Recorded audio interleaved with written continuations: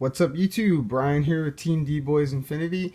I'm back. I haven't posted in a long time. I've been kind of holding stuff for nationals, obviously, but I also suffered a concussion back in late May, early June. So just about a month and a half ago. So I had to limit my screen time as well, and this type of stuff can be very strenuous. But I ended up going to nationals. I ended up playing Gouki.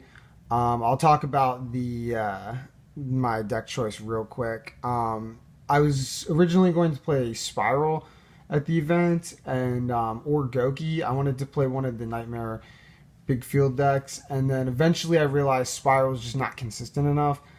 So I wanted to play Gouki or potentially Pendulum Magicians as well, because I still have that deck and I'm very familiar with it. I'm probably more familiar with that deck, but I just felt like Gouki was the least fair deck that could be played because of, just the ridiculous loops with Firewall and the Gouki searches into your U board.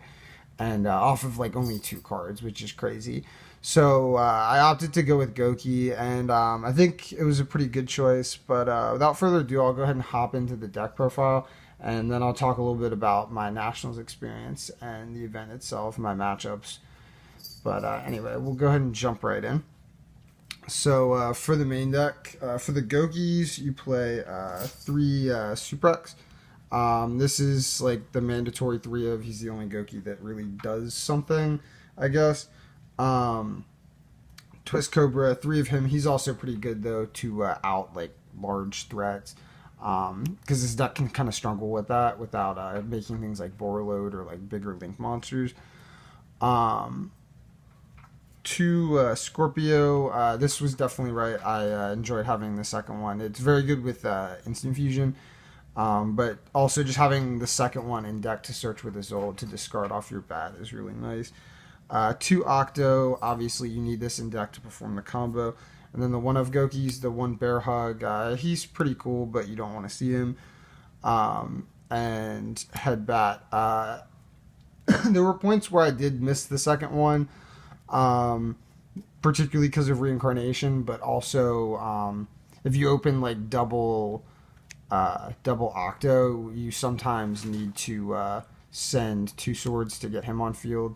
That's the only way to make your result live. So that's like kind of relevant, I guess. But I didn't really miss the second one. I don't think it matters too much.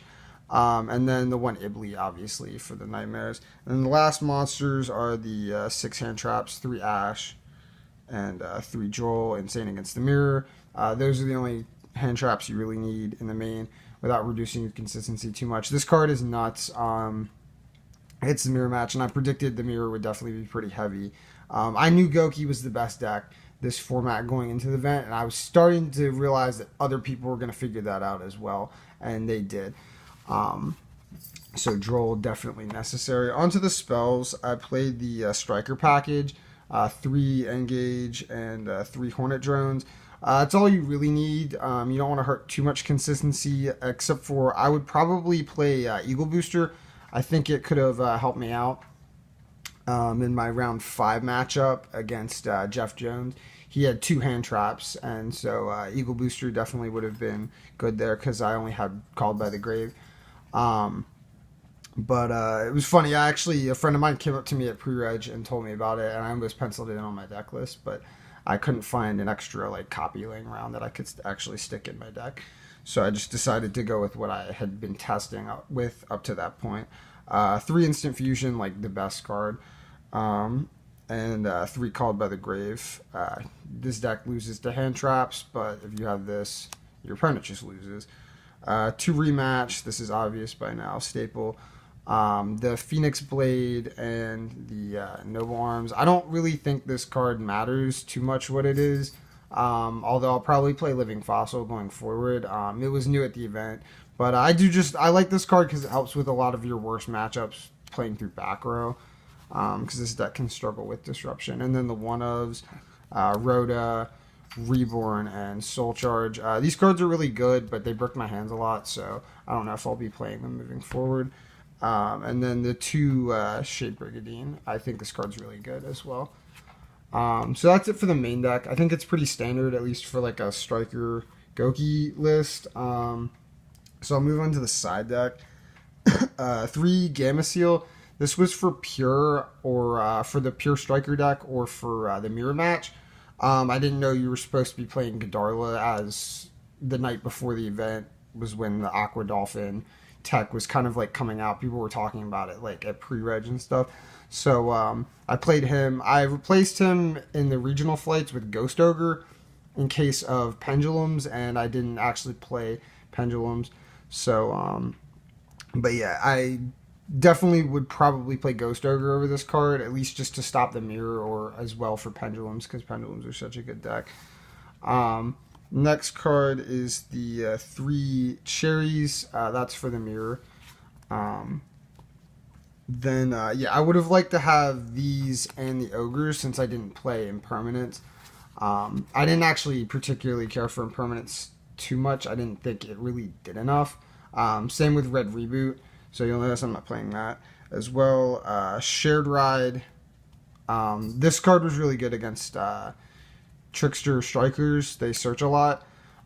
It's also pretty decent in the mirror to draw into hand traps, but only when you're going first. The cool thing about this too is it's chainable, so they can't like light stage it, which is pretty neat. So that's that for that card. And then the last cards are the removal cards, 3 Twin and 3 Evenly. This card's godly. It sucks sometimes, but other times it's insane, and I don't know, it's just game winning in the right scenario, so I can't imagine myself not playing it. And then Twin Twister as well, really good to snipe out back row to push your plays through against like Altergeist or Pure Strikers, anything that plays a lot of back row. It can force goats out early. Also, I just like this card because it's chainable, and this deck loses to Imperial Order because you play so many spells. Like, you don't always lose to Imperial Order, but there's just times where you just can, and it's really bad. Onto the extra deck, obviously tokens. Have all my tokens for the Striker engine. 2 Isolde. This card's like ridiculous. I don't know. It's like needle fiber for warriors. It's just stupid. It's generic too. I don't think, because Gokis obviously have been abusing this, but Euros, there was like a Phantom Knight hero list. Yeah, this card's insane. I don't know. I definitely like it though. I think it needs to stick around for a little bit longer. Because it's so diverse and it can help out a lot of different decks. But yeah, card's pretty good. Starts all your plays. Borreload, really good card. I wouldn't play Yu-Gi-Oh without it. Firewall, this card needs to get banned. This is the real reason why Gokis are so good. Just the infinite loop. Just being able to abuse this card the best and being able to make it so easily. This is the real reason why I felt Gokis was just the best deck. Just the ability to abuse the best monster in the game. Like, it's nuts. Trigate for the board, Unicorn, obviously, Phoenix, Double Goblin, Cerberus, and Underclock for the Link 2s.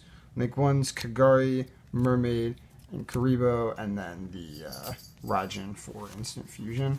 So that rounds it out for the extra deck. Pretty standard, I think. So I'll run through my matchups briefly. Well, I guess I'll talk about the tournament as a whole. Overall, I had a lot of fun. It was nice to travel to the event. I guess I'll give you something to look at, right? The event was a lot of fun. First time there, so I don't know. I didn't do super great. I made it to round 7, so not too bad. But yeah, I don't know. It was definitely a lot of fun. I learned a lot about Yu-Gi-Oh! It was a good experience. Met new people. Saw a lot of old friends, which was really cool. Like, everybody was there, so it was neat.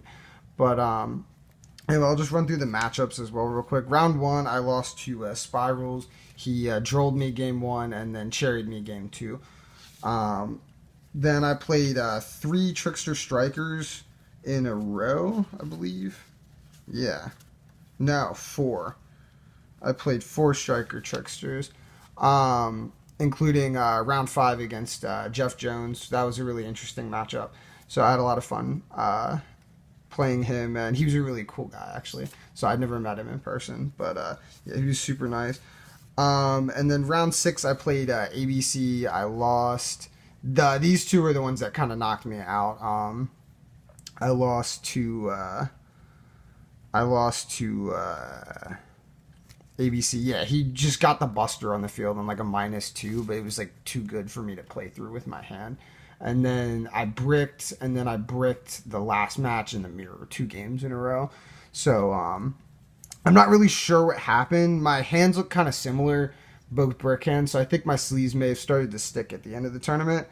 But because I opened like Called by the Grave, Twist Cobra, Reborn, Soul Charge, and something else dead. Phoenix Blade. It was always Phoenix Blade.